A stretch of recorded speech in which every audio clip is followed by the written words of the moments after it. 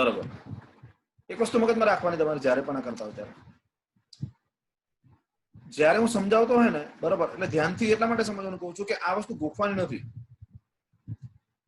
અહીંયા સિમ્પલ વસ્તુ છે કે એસેસમેન્ટ અને ટાઈપ્સ ઓફ એસેસમેન્ટ. એસેસમેન્ટ તમને ખબર છે, તમે પરીક્ષા આપો ને, પરીક્ષા એટલે તમારું પેપરનું જે તપાસનું કામ ચાલતું હોય ને, હે ને, એને પણ એસેસમેન્ટ કહેવાય. ખબર છે? તપાસ. એને નોર્મલ શું કહો છો તમે? તપાસ કહો છો.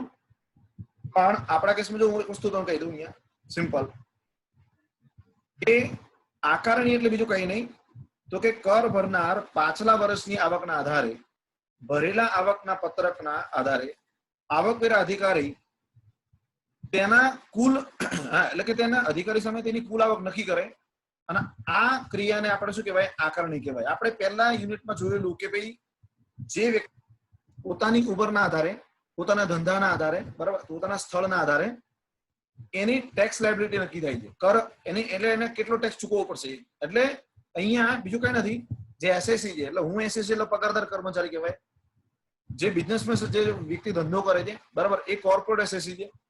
તો એ લોકો શું કરે છે? પોતાનું આવકનું રિટર્ન, આ ગુજરાતીમાં શબ્દ મેં લખ્યો છે આવકવેરા પત્રક. એનો મતલબ શું છે ખબર છે? તો કે ઇન્કમ ટેક્સ રિટર્ન, જે આપણે આના પહેલા ડિસ્કસ કર્યું કે ભાઈ ITR 1, ITR 2, ITR 3, ITR 4, બરાબર, જે આપણે ઇન્કમ ટેક્સ રિટર્નના ફોર્મ જોયા, બરાબર, એ ફોર્મના આધારે તમે શું કરો છો? તમારી આવક નક્કી કરીને આપો છો. એટલે એ વસ્તુ બતાવે છે. પછી આકારણી ઇન્કમ ટેક્સ ઓફિસર કરે છે. આકારણી તપાસ કોણ કરે છે? ઇન્કમ ટેક્સ ઓફિસર એટલે કોણ? આપણે જેને ફોર્મ મોકલીએ છીએ ને ઇન્કમ ટેક્સ ડિપાર્ટમેન્ટમાં. હવે ઇન્કમ ટેક્સ ડિપાર્ટમેન્ટ તમે કહી દઉં, એક ડિપાર્ટમેન્ટ છે સરકાર, કેન્દ્ર સરકારનું, central board of direct taxes. તો જ્યારે central board of direct taxes છે એ આખા ટેક્સનું એડમિનિસ્ટ્રેશન, બરાબર, અને ન્યાય આપવાનું કામ કરે છે. એક ભાગ એનો કયો છે? વહીવટી કામ છે. એટલે વહીવટમાં આપણે આવીએ છીએ કે જેમાં આપણે ટેક્સ ભરતા હોય, કરદાતા હોય, અને સામે ઇન્કમ ટેક્સ અધિકારીઓ હોય મોટા મોટા. તો ઇન્કમ ટેક્સ જે છે આકારણીનો મતલબ તમે કહી દઉં, ગામડે ખેતીની જમીન હોય ને એની પણ આકારણી થતી હોય છે, માપણી જેને કહેવાય. એટલે આકારણી એટલે બીજું કઈ નહીં, આવક અંગેનું રિટર્ન પત્રક ભરવાની જવાબદારી એ કર ભરનારની શખ્સની છે. એટલે જે વ્યક્તિની પાછલા વર્ષની આવકના કારણે પાત્ર નહીં એવી વધુમાં વધુ મર્યાદાથી વધે તેને પોતે જ પોતાની આવક પત્રક ભરી અને આવકવેરા અધિકારીને મોકલી આપવું જોઈએ. જો એક વસ્તુ મગજમાં રાખજો તમે, કે અહીંયા એક વસ્તુ ક્લિયર થાય છે તમારી, કે જ્યારે તમે ઇન્કમ ટેક્સની વાત કરો છો તો આ રિટર્ન તમે જાતે ભરી શકો છો. આજે મોટા ભાગના લોકો છે ને ઇન્કમ ટેક્સ રિટર્ન, બરાબર, જે પગારદાર કર્મચારી છે, જે સામાન્ય કર્મચારી છે, એ બધા જ લોકો શું કરે છે ખબર છે? તો કે બધા જ લોકો એ પોતાનું રિટર્ન એ જાતે ભરતા હોય છે. બરાબર, પોતાનું રિટર્ન એ જાતે ભરતા હોય છે. એટલે એ તમારા મગજમાં ક્લિયર હોવું જોઈએ કે તમને જે રિટર્ન ભરવું છે, બરાબર, એ રિટર્ન તમે જાતે ભરી શકશો. પણ ક્યારે ખબર છે? જ્યારે તમે ઇન્કમ ટેક્સ ની વેબસાઇટ ઉપર જવું પડે. એ વેબસાઇટ ઉપર કઈ રીતે એની પ્રોસેસ છે આજની તારીખમાં તમને કહી દઉં. યુટ્યુબ ઉપર તમે ખાલી લાખો ને કે ભાઈ process of income tax return, how to fill income tax return, આવું તમે ખાલી ગૂગલમાં અથવા તમે આમાં નાખો ને યુટ્યુબમાં, ઢગલો વિડીયો તમારા સામે આવે છે. એનું કારણ જ મેં કહું કે આજે લોકો માહિતી શેર કરતા થયા છે. એટલે માહિતી શેર કરતા થયા છે એનો મતલબ એ થાય કે જ્યારે તમે જાતે કોઈ પણ વસ્તુ કાર્ય કરવાની શરૂઆત કરો છો તો એ કાર્ય એ એટલું ઈઝી નથી હોતું, પણ એટલું હાર્ડ પણ નથી હોતું. બરાબર, એટલે સરળ તો છે જ, પણ એના માટે આપણે થોડી તસલ્લી લેવી પડે છે. એટલે એ વસ્તુ મગજમાં રાખો. બીજું, આકારણી એટલે કર ભરનાર શખ્સની કુલ આવક નક્કી કરવી, તેમજ તેને કર ભરવાની કરની રકમ નક્કી કરવી અથવા તો તેને આપવાનું રિફંડ નક્કી કરવું. આ રીતે કુલ આવક, તેના પર ભરવાપત્ર કર અને પાછી આપવા યોગ્ય રકમ નક્કી કરવાની જે પ્રોસેસ છે એને આકારણી કાર્યવાહી કહેવાય. હવે જો આપણા ચેપ્ટરનું નામ જ શું તમને ખબર છે શું છે? આકારણી કાર્યવાહી. આપણા ચેપ્ટરનું નામ એ છે. એટલે આપણે શરૂઆતમાં ત્રણ જે બધા મુદ્દા જોયા, બરાબર, એટલે આપણા ચેપ્ટરનો શરૂઆતનો મુદ્દો આ છે. આપણા આખા ચેપ્ટરનો સારસ પોઈન્ટ આ છે કે આકારણી એટલે શું. તો જો બીજું કઈ નહીં, હું તમને કહી દઉં. આકારણીની અંદર ત્રણ બાબતો ડિસ્કસ કરવામાં આવે છે. એક તો કે શું? તો કે એક નંબર તો કે તમારી આવક નક્કી કરવી, તમારી કરપત્ર આવક કેટલી છે. નંબર 2 પછી તમારો એ કરપત્ર આવક ઉપર તમારે કેટલો ટેક્સ ચૂકવવાનો છે એટલે નંબર 2 અને નંબર 3 આકારણી પછી તમને કેટલું રિફંડ મળવા પાત્ર છે એટલે રિફંડ એમાંથી આવક તમને પાછી મળે છે આપણે એમ લાગે ને કે સર રિફંડ કઈ રીતે મળે તો રિફંડમાં બીજું કઈ નહીં જેમ કે મારું એફડી નું વ્યાજ છે સમજો હું કોઈ બેંકમાં એફડી મૂકું છું બરાબર અને બેંકની જે એફડી છે એનું વાર્ષિક વ્યાજ મને 10% લેખે મળે છે તો 1 લાખના 10% કરો એટલે 10,000 થાય તો એ 10,000 વ્યાજ ઉપર બેંક દ્વારા 10% ટીડીએસ કાપવામાં આવશે એટલે એ ટીડીએસ મારું બેંકમાં જમા હશે પણ મને જ્યારે આવક મળશે મારે એફડી પાકશે એટલે મને મળશે 1,09,000 પણ 1,000 ક્યાં જશે ઇન્કમ ટેક્સ ડિપાર્ટમેન્ટમાં જશે એ 1,000 મારે પાછા લેવા હોય તો મારે ટેક્સનું રિટર્ન ભરવું પડે બરાબર તો જ મને એ 1,000 રૂપિયા મારે જે ટેક્સ કપાયો છે ટીડીએસ એ મને પાછો મળશે એટલે કરપાત્ર આવક પછી ભરવાપાત્ર કર અને ત્રીજો પોઈન્ટ કે તમને કેટલું રિફંડ મળશે એ ત્રણેય બાબત નક્કી કરવાની જે પ્રક્રિયા છે એને તમે આકારણી કહી શકો આમાં ખબર પડી બેટા દરેકને ખબર પડી આમાં પ્રોસેસમાં રિપ્લાય આપજો મને જય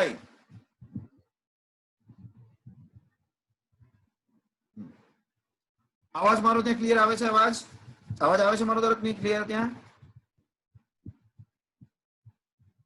ઓકે હા ઓકે એટલે જો અહીંયા બીજો પોર્શન ખોલે છે હવે કન્ટિન્યુ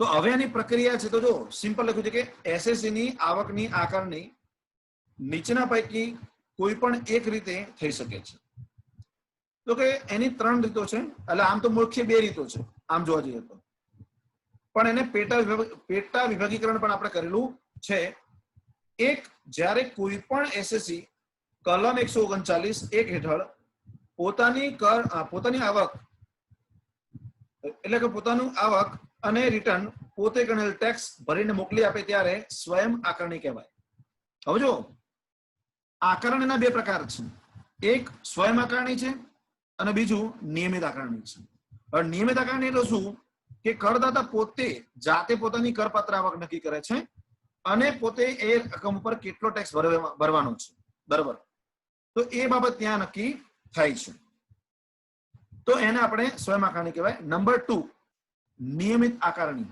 જેને આપણે શું કહેવાય રેગ્યુલર એસેસમેન્ટ ઉપર હતું જે સ્વયં આકારણી એને આપણે કહેવાય સેલ્ફ એસેસમેન્ટ એટલે પોતે કરેલું એસેસમેન્ટ એમ અને બીજું તો કે નંબર 2 નિયમિત આકારણી હવે નિયમિત આકારણી એટલે શું તો કે નિયમિત આકારણી એટલે એને આપણે 3 ભાગમાં વહેંચીએ છીએ બરાબર આમ એના 4 ભાગ છે પણ મુખ્ય 3 ભાગ વહેંચીએ છીએ પહેલો ભાગ છે કે એસએસસી ને રૂબરૂ બોલાવવા વગર તેની આવકની આકારણી કરવી એટલે ઇન્કમ ટેક્સ ઓફિસર છે ને જ્યારે એ પોતે બધું એસેસમેન્ટ કરતો હોય છે તમે રિટર્ન ભરી દીધું પછી એ લોકો તપાસણી કરે કે કોણે રિટર્નમાં કઈ ભૂલ કરી છે કોણે રિટર્નમાં કોઈ ખોટી આવક બતાવી છે કોણે રિટર્નમાં મોડું ભર્યું છે કોણે આવકમાં કે ખર્ચામાં કઈ લોચા માર્યા છે બરાબર આ બધી બાબતો કોઈએ કોઈ આવક છુપાઈ હોય કોઈ ખર્ચા વધુ બતાવ્યા હોય કોઈ આવક વધુ ઓછી બતાવી હોય ઘણા બધા સંજોગો ઉભા થાય છે એટલે ઇન્કમ ટેક્સ ઓફિસર એ નિયમિત આકારણી કઈ રીતે કરે છે તો કે એસએસસી ને રૂબરૂ બોલાવવા વગર તે આવકની આકારણી કરે છે નંબર 2 એસએસસી ને રૂબરૂ બોલાવવામાં આવે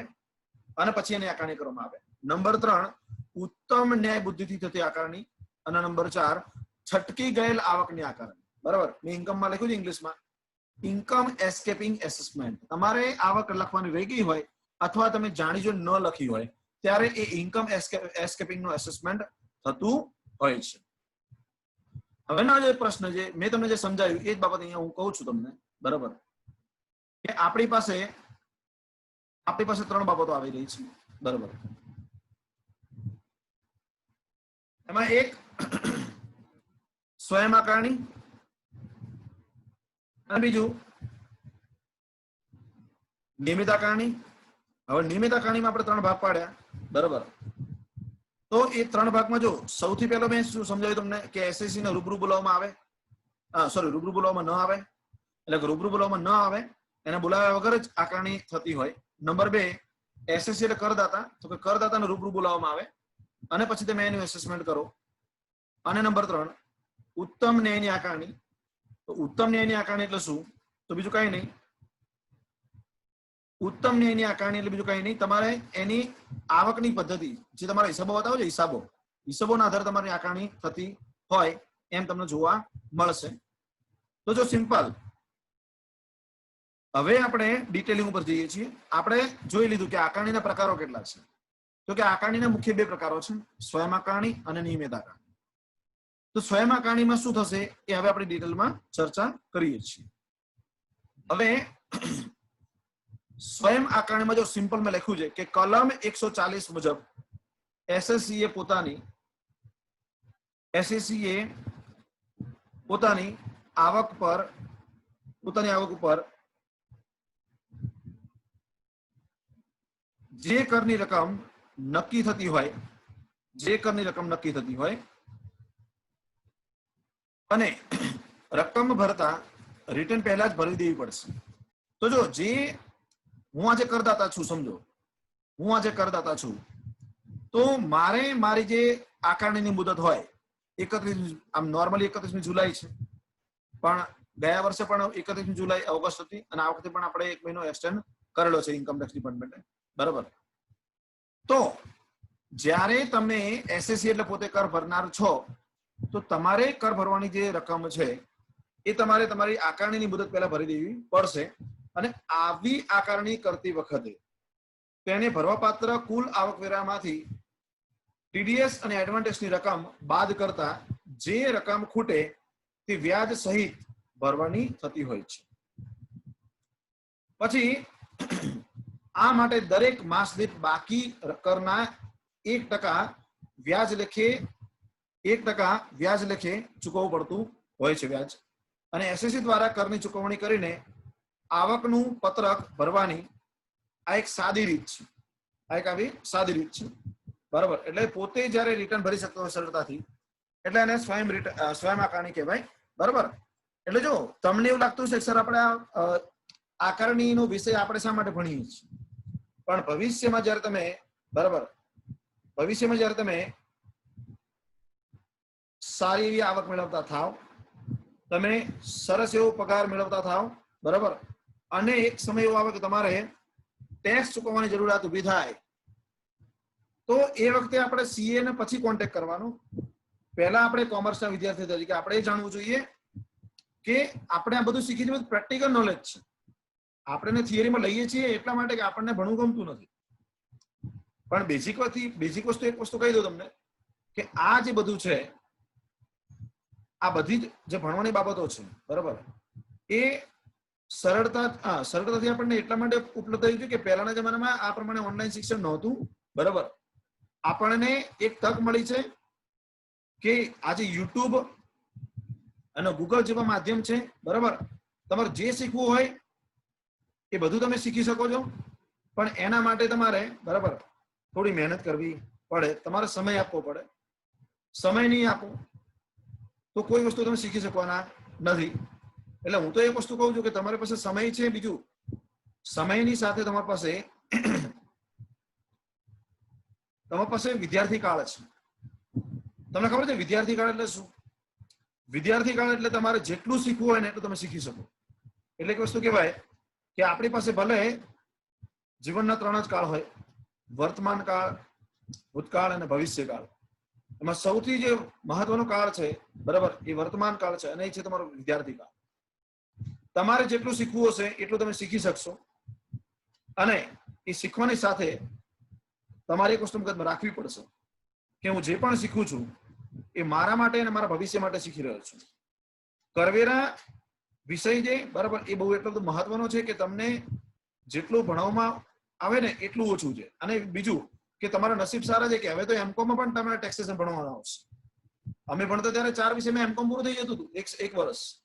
અમારા વખતે મારા નસીબમાં એવું નતું કે અમને જીએસટી ભણવા મળે, અમને ઇન્કમ ટેક્સ એમકોમમાં ભણવા મળે, આખું પેપર ભણવા મળે. આજની તારીખમાં તમે જુઓ કે ગુજરાત યુનિવર્સિટી દ્વારા જે સિલેબસ મૂકવામાં આવ્યો છે, બરાબર, એમકોમ નો, એમાં એટલા સરસ પેપર મૂકવામાં આવેલા છે કે એક તો રિપોર્ટિંગ નું પેપર છે, એક જીએસટી નું પેપર છે, ઇન્કમ ટેક્સ ના 2 પેપર થઈ ગયા. હતો પહેલા એક જ પેપર હતું 2 સેમેસ્ટરમાં, ત્રીજા અને ચોથા 2 સેમેસ્ટરમાં તમારે આખો ટેક્સેશન નું પેપર આવે. એનો મતલબ કે માર્કેટમાં જયારે તમે જાઓ જોબ મેળવવા માટે, તો તમે ખાલી એમકોમ ના વિદ્યાર્થી તરીકે ખાલી એકાઉન્ટ તમને ના આવડતું હોય, તમને એકાઉન્ટની સાથે તમને ટેક્સેશન પણ આવડવું જોઈએ, બરાબર? એટલે આપણે હું તમને આ એટલા માટે કહી રહ્યો છું કે તમારા માટે આ વસ્તુ મહત્વની છે.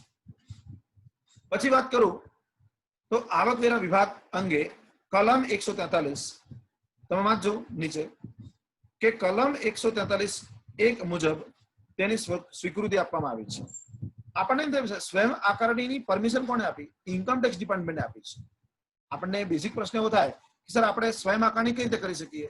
આ કામ તો ઇન્કમ ટેક્સ ઓફિસરનું છે. પણ જ્યારે તમે ઇન્કમ ટેક્સ ફોર્મ ભરતા હોય ત્યારે એ ફોર્મ જાતે ભરીને તમે આપી શકો એની પરવાનગી તમને ઇન્કમ ટેક્સ એક્ટ 1961 ની સેક્શન 143(1) મુજબ તેની તમને પરવાનગી આપે છે, બરાબર? એટલે સ્વયં આકારણીની રીત એ એસએસસી ને કલમ 139 હેઠળ નિયત મુદત સુધીમાં અથવા વિલંબિત મુદતમાં ખોટ અંગેનું પત્રક પણ અથવા તો 142 ની કલમ 1 હેઠળ નોટિસના અમલ રૂપે કે કલમ 148 કે કલમ 153 હેઠળ આઈટીઆર ફાઇલ કરી શકો છો. આઈટીઆર નું ફૂલ ફોર્મ થાય ઇન્કમ ટેક્સ રિટર્ન ફાઇલ, બરાબર? ઇન્કમ ટેક્સ રિટર્ન, આઈટીઆર એટલે ઇન્કમ ટેક્સ રિટર્ન, એ તમે ફાઇલ કરી શકો છો, બરાબર? બીજું, સ્વયં આકારણી હેઠળ વ્યાજ સહિત સંપૂર્ણપણે કે અંશતઃ બાકી હોય તો પણ તે અંગે વધુમાં વધુ રકમ અને વ્યાજની રકમ તેનો દંડ પણ થઈ શકે છે. એટલે સ્વયં આકારણી કરતા હોય આપણે, મોટાભાગના લોકો કેમ સીએ પાસે જાય છે? એ લોકોને એવું લાગે કે અમે કઈ ભૂલ કરી દઈશું તો, બરાબર? પણ એક વસ્તુ મગજમાં રાખવાની, ભૂલ કરશો તો શીખશો. જે માણસ પ્રયત્ન કરે કોઈ પણ કાર્ય કરવાનો તેને ભૂલ થવાની જ છે, અને ભૂલ થશે તો શીખશે. હા, ભૂલનું પુનરાવર્તન ના થવું જોઈએ. તમારી લાઈફમાં તમારા વસ્તુ મગજમાં રાખવાની છે, જ્યારે પણ કોઈ પણ કાર્ય તમે નવું શરૂ કરો ને એટલે કોઈ પણ જાતની ગભરાટ વગર તમારે શરૂ કરવાનું. એટલા માટે કે જો તમે કોઈ પણ કાર્ય શરૂ કરો છો તો એમાં ભગવાન તમારી સાથે છે. એટલા માટે કે જે વ્યક્તિ મહેનત કરે છે ને, બરાબર, કંઈક કરવાની એનામાં એક તેવડ છે અથવા એનામાં આવડત છે, બરાબર, તો એની સાથે ભગવાન જોડાયેલા છે. એટલે તમારું કામ ક્યારે ખરાબ નહીં થાય. ભગવાનનું નામ લઈને કામ શરૂ કરી દેવાનું, બરાબર? એ કોઈ પણ કાર્ય હોય. કેમ કે એની જોડે તમારી જોડે ભગવાન છે, અને બીજું જે મહેનત કરે છે એની જોડે ભગવાન છે, એની જોડે લક છે. જે કઈ નથી કરતો ખાલી હાથ જોઈને બેસી રહેશે તો હાથની લકડીઓમાં કઈ નથી, બરાબર? એટલે એ વસ્તુ તમારા મગજમાં ક્લિયર રાખવાની. હવે વાત કરું આગળ, તો હવે જો જે વિદ્યાર્થીઓ જોઈ રહ્યા છો તમે સ્લાઇડ, એમાં આ સ્લાઇડ હું મોટી કરું છું. સ્વયં આકારણી કરવાની પદ્ધતિ શું છે? તો જો મયુર અને અભી અને જય, તમને સ્લાઇડ દેખાઈ છે ત્યાં બેટા? દરેકને ત્યાં સ્લાઇડ દેખાય છે ખરી? હલો, હા, એમ થઈ કીધું. હવે દેખાય છે? ઓપન દેખાય છે? હા, ઓકે. હવે જો આપણે સૌથી પહેલા તમને યાદ કરાવું, પહેલા યુનિટમાં આપણે ઇન્કમ ટેક્સના સ્લેબ જોયા, એટલે વ્યક્તિની ઉંમર પ્રમાણે આપણે સ્લેબ જોયેલા. એમાં ઉંમર પ્રમાણે એટલે કઈ રીતે?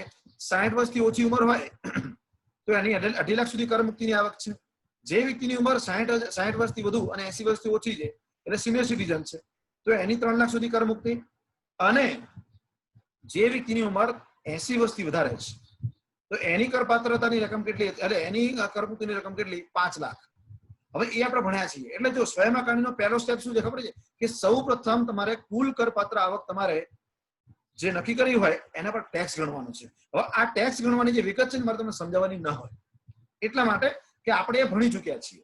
આમે ખાલી તમને સ્ટેપ બતાવ્યું કે જો પ્રથમ 2.5 લાખ સુધી શૂન્ય હોય, 2.5 લાખથી 5 લાખ સુધી 5% હોય, 5 લાખથી 10 લાખ સુધી તમારે 20% હોય, અને 10 લાખથી વધુ રકમ હોય તો 30% હોય. તો આ પ્રમાણે તમે ટેક્સ ગણો છો. પછી સરચાર્જની વાત કરો તો સરચાર્જમાં મેં તમને સમજાવ્યું હતું કે જે વ્યક્તિની આવક 50 લાખથી વધારે હોય અને 1 કરોડથી ઓછી હોય તો એના માટે 10% સરચાર્જ કપાય છે. પરંતુ જે વ્યક્તિની આવક એ 1 કરોડથી વધારે થાય તો એને સરચાર્જ 15% લાગુ પડે છે. એટલે એ રકમ ઉમેરવામાં આવે. પછી ગણેલો ટેક્સ અને સરચાર્જ, એ બંનેનો ટોટલ મારો તો એના પર તમારે બીજો કયો વેરો ગણવો પડે? આરોગ્ય અને શિક્ષણ ઉપકર ગણવું પડે. અને એમ કરતા તમને કુલ ભરવાપાત્ર વેરો મળે છે. હવે હું તમને એક વસ્તુ સમજાવું કે અહીંયા આપણી પાસે જો મેં બાજુમાં એક પત્રક બતાવ્યું છે. હું બાજુના પત્રકમાં તમને લઈ જાઉં છું.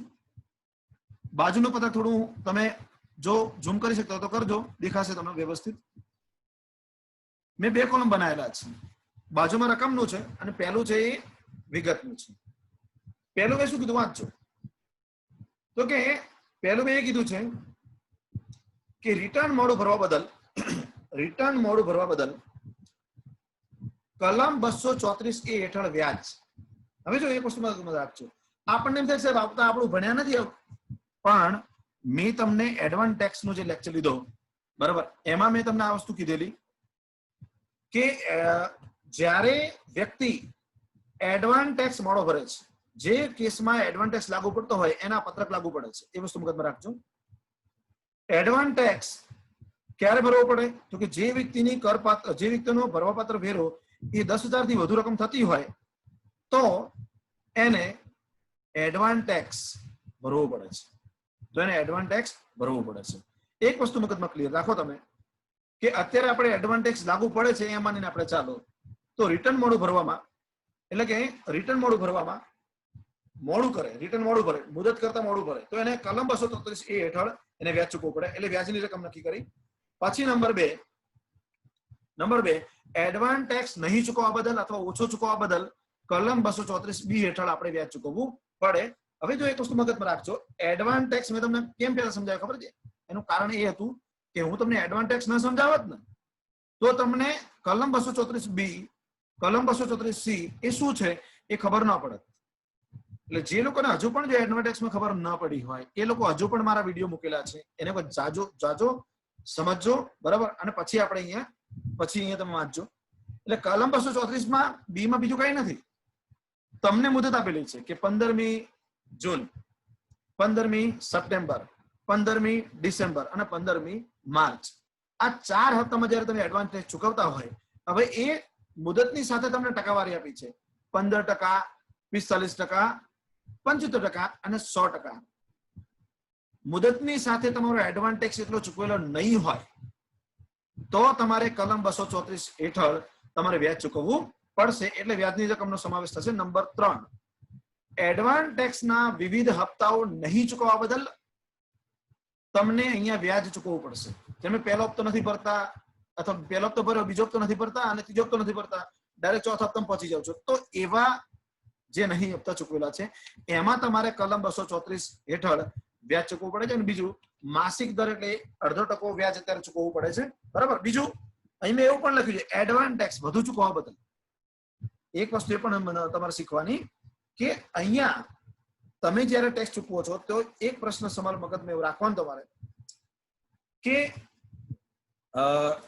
એડવાન્સ ટેક્સ તમે વધુ ચૂકવી દો ને. આજે મોટા મોટા સેલિબ્રિટી જે સચિન તેંડુલકર થી તમે લો, વિરાટ કોહલી, સચિન તેંડુલકર, અક્ષય કુમાર, શાહરુખ ખાન, અમિતાભ બચ્ચન, આ બધા લોકો એડવાન્સ ટેક્સ ભરી દે છે કરોડો રૂપિયા.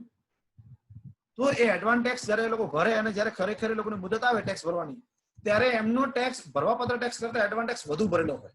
સમજો, ભરવાપત્ર વેરા કરતા એમનો એડવાન્સ ટેક્સ વધુ ભરેલો હોય તો એ વખતે ઇન્કમ ટેક્સ ડિપાર્ટમેન્ટ એમને નિર્ધારિત વ્યાજના દરે એ લોકોને પાછું એ લોકો જે એડવાન્સ ટેક્સ ભરેલો છે ને એ વધુ જે રકમ ભરી છે એના પર એ લોકો પાછા એસએસસી ને વ્યાજ આપશે બરાબર. એટલે એની વાત કરેલી છે આપણે કે એડવાન્સ ટેક્સ આપણે ન ચૂકવીએ તો વ્યાજ તો ચૂકવવું પડે આપણે, પણ સમજો કે તમે વધુ ટેક્સ ભરી દીધો છે તો એડવાન્સ ટેક્સ એવી રકમ છે કે જેના પર તમને ગવર્મેન્ટ તમને વ્યાજ આપે છે એના પર બરાબર. એટલે તમે લોસમાં જતા નથી. પછી કલમ 234F હેઠળ મોડું રિટર્ન ભરવા બદલ તમારે ફી ચૂકવવી પડતી હોય. આ બધી બાબતો આપણે એડવાન્સ ટેક્સમાં લઈ લઈએ છીએ. અને પછી સ્ટેપ 3, જો પહેલું સ્ટેપ આપણે શું ગણ્યું? કુલ આવક વેરો. બીજું સ્ટેપ આપણે શું ગણ્યું? તો કે વ્યાજ અને ફી. અને ત્રીજું સ્ટેપ તો કે બાદ કરો. શું બાદ કરવાનું? તો એડવાન્સ ટેક્સની આપણે એડવાન્સ ટેક્સ રકમ ચૂકવી હોય એ અથવા ટીડીએસ ચૂકવાયા હોય એ કે વસૂલાત હોય તો, અને મેટ ક્રેડિટ અને કલમ 90, કલમ 90A, કલમ 91A હેઠળ રાહત. હવે જો ઇન્ટરનેશનલ ટેક્સ ડબલ ટેક્સ રિલીફની બાબતમાં કલમ 90, કલમ 90A, કલમ 91A એ લાગુ પડે છે. એટલે અહીંયા બહુ ટેન્શન લેવાની જરૂર નથી. આ કંપનીના કેસમાં બધું આવતું હોય છે બરાબર. અને પછી જે રકમ નક્કી થાય છે એ 140 હેઠળ ચૂકવવા પાત્ર સ્વયં આકારણી કર કહેવાશે બરાબર. એટલે હું માનું છું ત્યાં સુધી તમને ખબર પડી હશે દરેકને. હવે આપણે આગળ જઈએ. જો કલમ 142 હેઠળ, કલમ 148, કલમ 153 હેઠળ આવકવેરા અધિકારીને જો કોઈ પણ વ્યક્તિને નીચે જણાવેલ આકારણી હેઠળ નોટિસ બજાવી શકે છે. એક વસ્તુ મગજમાં રાખજો, ઇન્કમ ટેક્સ ઓફિસર આપણને ગમે ત્યારે બોલાવી શકે છે. એ વસ્તુ મગજમાં રાખવાનું તમારે. જ્યારે તમે ટેક્સ ભરતા હોય તો ઇન્કમ ટેક્સ ઓફિસર તમને ગમે ત્યારે બોલાવી શકે છે, બરાબર? ક્યારે? એના કારણો નીચે લખેલા છે. જો એટલે નોટિસ તમને ક્યારે આપી શકે એની વાત કરે છે. નોટિસ તમને ક્યારે આપી શકશે? તો કે આવક નું પત્રક રજૂ કરવા માટે અગાઉ રજૂ ના કર્યું હોય તો હિસાબો માટે, દસ્તાવેજો વગેરે રજૂ કરવા માટે, કોઈ પણ તપાસ કે પૂછા કરવા માટે, પરંતુ આ માટે એસએસસી ને પૂરતો સમય આપવામાં આવશે. પછી એના પછી એસએસસી ને તેના હિસાબો ઓડિટ કરવા માટે નિર્દેશ આપવા માટે અને વેલ્યુએશન અધિકારી પાસેથી પોતાની અંદાજિત મૂલ્ય મેળવવા. તમને થોડું અહીં ડિટેલિંગ કરી દઉં કે તમે જે રિટર્ન ભર્યું છે, બરાબર, અને એ રિટર્નના કોઈ દસ્તાવેજો ખૂટતા હોય, તમે સમજો કે તમે કોઈ તમારું પોતે તમે ધંધો કરતા હોય અને તમે ઇન્કમ ટેક્સ રિટર્ન ભરી દીધું છે, સમજો. તો રિટર્ન ભર્યા પછી જો તમને એવું લાગતું હોય, રિટર્ન ભર્યા પછી તમને એવું લાગતું હોય કે માને કઈ ભૂલ છે, તો જે પુસ્તકો ઘરમાં રાખવાની ભૂલ થાય અને ભૂલ એ પકડી શકશે અને આપણને બોલાવશે કે ભાઈ આ વિગત ખૂટે છે, તમે પહોંચાડી દો. આપણને સૂચના મતલબ શું? આપણે સ્કૂલમાં આપણે ભણતા હોય, આપણે કોલેજમાં ભણીએ છીએ, એટલે સ્કૂલમાં વાત એટલે મેં યાદ કરાવું છું કે રજા આવતી હોય, તહેવાર આવતા હોય તો ખબર એક આવી ડાયરી લઈને આવતા હોય, એટલે પ્યુન આવે આપણી સામે, બરાબર, અને ટીચર ના આપે અને ટીચર આપણી સામે વાંચી જતા હતા. એને પણ શું કહેતા હતા? નોટિસ કહેતા હતા, બરાબર. તો નોટિસ એટલે કઈ તમને સમજ આપવામાં આવે નથી આવ્યો. નોટિસ એટલે તમને જાણ કરવામાં આવે છે, બરાબર. પણ આપણે કોર્ટની બાબતમાં વિચારીએ ને, કોર્ટની બાબતમાં તો નોટિસ મળે ને એટલે આપણા ઉપર આમ આભ પડ્યું હોય ને, આપણે એટલું બધું ટેન્શન લઈ લઈએ છીએ, બરાબર. નોટિસ એટલે બીજું કઈ નહીં, તમને જાણ કરવામાં આવી છે કે ભાઈ તમે રિટર્ન ભરેલું છે, એમાં તમારે આ વિગત ખૂટે છે, તમે પૂરી પાડી દો. પછી તમને પૂછવા માટે, જો તમને કઈ પ્રશ્ન પૂછ્યો હોય કે ભાઈ એમને આ બાબત ખબર પડતી નથી, ઇન્કમ ટેક્સ અધિકારી છે, બરાબર, એ તમને પૂછે છે કે તમે આ રિટર્ન ભર્યું છે, એમાં તમે આવક બતાવી છે, બરાબર, એમાં અમને ખબર નથી પડતી, તમે ખુલાસો કરો. એનો સમય અને બીજો તમને સમય આપવામાં આવશે. તમે તાત્કાલિક એ સમય માંગશે નહીં કે તમે અત્યારે જવાબ આપો, એવું નહીં કે પછી વાત કરું છું. એસએસસી ને તેના હિસાબો ઓડિટ કરવા માટે નિર્દેશ આપવામાં. હવે કોઈ વ્યક્તિની ઓડિટની જરૂરિયાત હોય જ, એને હિસાબો ઓડિટ કરાવવો પડે. પણ સમજો કે પ્રશ્ન એવો થયો કે વ્યક્તિ ઓડિટ કરાવતો નથી અને ઓડિટ કરાવ્યા વગર જ હિસાબો રજૂ કરી દે છે, તો પછી એવા વ્યક્તિને જાણ કરવામાં આવે કે ભાઈ તમારે ઓડિટ કરાવવું પડશે. વેલ્યુએશન અધિકારી પાસેથી અંદાજિત મૂલ્ય મેળવવાની વાત કરે છે. વેલ્યુએશન અધિકારી, હવે તમને એક્ઝામ્પલ આપી દઉં. કરિયરની બાબતમાં આપણે એટલા બધા ચિંતિત છીએ, બરાબર. તો વેલ્યુએશન અધિકારી એટલે કોણ? તો મોટા ભાગે વેલ્યુએશન કોણ કરી શકે? તો વેલ્યુએશન શા માટે જરૂરી હોય પહેલા તમને કહી દઉં. જ્યારે તમે તમારું પાકું સર્વે તૈયાર કરો છો, પાકું સર્વે, અને પાકા સર્વેમાં તમારી જે પ્રોપર્ટી બતાવો છો, સંપત્તિ બતાવો છો, મિલકતો બતાવો છો, એ મિલકતોનું અંદાજિત મૂલ્ય નક્કી કરવાનું હોય તો એના માટે તમારે વેલ્યુએશન અધિકારીની જરૂર પડતી હોય છે. આજની તારીખમાં સીએ, એમબીએ, ફાઇનાન્સ અને એમકોમ થયેલા હોય, આજે ઘણી બધી કોલેજોમાં અને ઘણી બધી ઇન્સ્ટિટ્યૂટમાં MCom with specialisation in valuation ચાલુ થયેલું છે. અમદાવાદની અંદર કોલેજ છે ખ્યાતિ, જેમાં આ કોર્સ ચાલુ કરેલો છે લોકોએ. કે હું તમને એક્ઝામ્પલ આપું સિમ્પલ, કે વેલ્યુએશનનો કોર્સમાં એ લોકો એ વસ્તુ ખાસ શીખવાડવામાં આવે છે કે તમારે જ્વેલરી છે, એન્જિનિયરિંગની અંદર તમે જો પ્લાન્ટ હોય તો પ્લાન્ટનું વેલ્યુએશન કઈ રીતે કરવું, બરાબર. આ બધી જ બાબતોનું વેલ્યુએશન કરવા માટે તમને એ લોકો બોલાવે છે. એટલે એક વસ્તુ તમારા મગજમાં ક્લિયર રાખો તમે, જ્યારે કે કરિયરની બાબતમાં તમે ચિંતા હોય તો જે લોકો નવી ફિલ્ડમાં જવા માંગતા હોય, નવી ફિલ્ડમાં, તો એ લોકો માટે વેલ્યુએશન અધિકારી બનવું, બરાબર, એ સરળ છે.